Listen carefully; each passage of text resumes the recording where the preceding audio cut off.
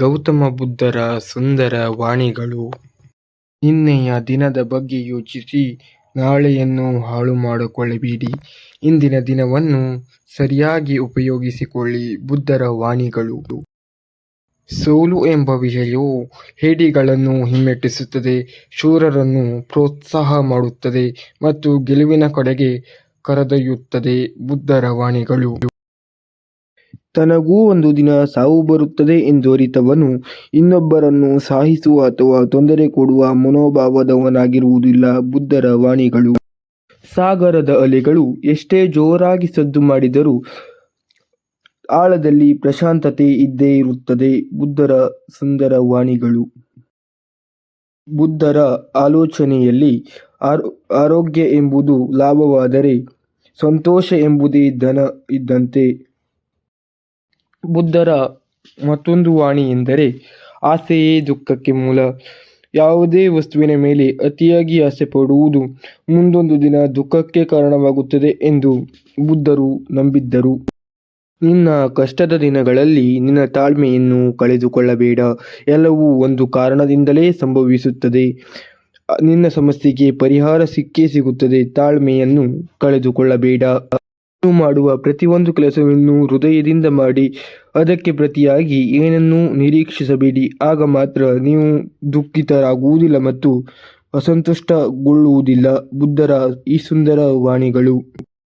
ಚಿಂತೆ ಮಾಡಿ ಏಕೆ ಕೊರಗಬೇಕು. ಆ ಚಿಂತೆ ಹುಟ್ಟಿಸಿದವನನ್ನು ಮರೆತು ಮುಂದೆ ಸಾಗಬೇಕು.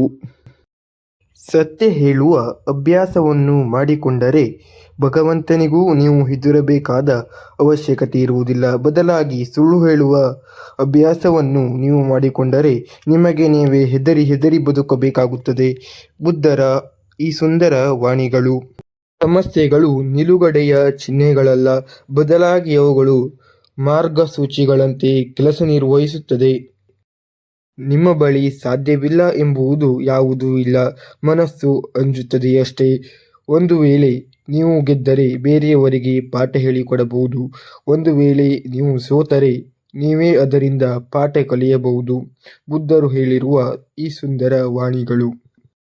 ಮನುಷ್ಯನ ಸ್ವಭಾವವೇ ಹಾಗೆ.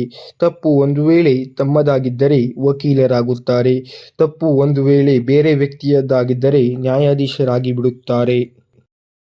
ಜಗತ್ತಿನಲ್ಲಿ ಅತ್ಯಂತ ಕಡಿಮೆ ಬೆಲೆಯ ವಸ್ತುವೆಂದರೆ ಅದು ಸಲಹೆಯಾಗಿರುತ್ತದೆ. ನಾವು ಒಬ್ಬರನ್ನು ಕೇಳಿದರೆ 1000 ಜನ ಸಲಹೆ ನೀಡುತ್ತಾರೆ. ಆದರೆ ಅತ್ಯಂತ ದುಬಾರಿಯಾದ ವಸ್ತುವೆಂದರೆ ಅದು ಸಹಾಯ. ನಾವು 1000 ಜನರನ್ನು ಕೇಳಿದರೂ ಸಹ ಸಹಾಯ ಮಾಡುವ ಮನಸ್ಥಿತಿಯುಳ್ಳವನು ಕೇವಲ ಒಬ್ಬನಾಗಿರುತ್ತಾನೆ ಎಂದು ಬುದ್ಧರು ಹೇಳಿದ್ದರು. ಯಾರೋ ಏನೋ ಹೇಳುತ್ತಾರೆ ಎಂದು ನಾವು ಅವರ ಮುಂದೆ ಯಾವುದೇ ಕಾರಣಕ್ಕೂ ತಲೆ ತಗ್ಗಿಸಬಾರದು. ಬದಲಾಗಿ ಅವರ ಮುಂದೆ ತಲೆ ಎತ್ತಿ ನಡೆಯಬೇಕು. ಆಗ ಅವರೇ ತಲೆ ಬಗ್ಗಿಸಿ ನಡೆಯುವಂತಾಗುತ್ತದೆ. ಎಲಬಿಲ್ಲದ ನಾಲಿಗೆ ಏನೇನೋ ಹೇಳುತ್ತದೆ, ಆದರೆ ನಾವು ಯಾವುದನ್ನೂ ಮನಸ್ಸಿಗೆ ಹಚ್ಚಿಕೊಳ್ಳದೆ ಮುನ್ನಡೆಯಬೇಕು. ಬುದ್ಧರ ವಾಣಿಗಳು. ನಿನ್ನಲ್ಲಿ ನಿಜವಾಗಿಯೂ ಮನುಷ್ಯತ್ವ ಎಂಬ ಅಂಶವಿದ್ದರೆ ನೀನು ಎಂದಿಗೂ ಇನ್ನೊಂದು ಪ್ರಾಣಿಯನ್ನು ಅಥವಾ ಮನುಷ್ಯರನ್ನು ಹಿಂಸಿಸುವ ಕೆಲಸ ಮಾಡಬೇಡ. ಅವರಲ್ಲೂ ಒಂದು ಜೀವವಿರುತ್ತದೆ ಎಂದು ಅರಿತುಕೊಂಡು ಬಾಳು. ಅಷ್ಟೇ ಸಾಕು.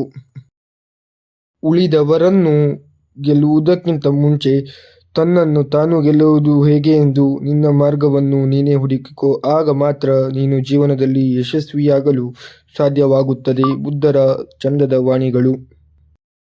ತಾಳ್ಮೆ ಮತ್ತು ಮೌನ ಇವೆರಡೂ ಜಗತ್ತಿನ ಅತ್ಯಂತ ಶಕ್ತಿಶಾಲಿ ಅಸ್ತ್ರಗಳಿದ್ದಂತೆ. ಅವು ನಿನ್ನ ಮನಸ್ಸನ್ನು ಕಲ್ಲಿನಷ್ಟು ಗಟ್ಟಿಯಾಗಿಸುತ್ತದೆ.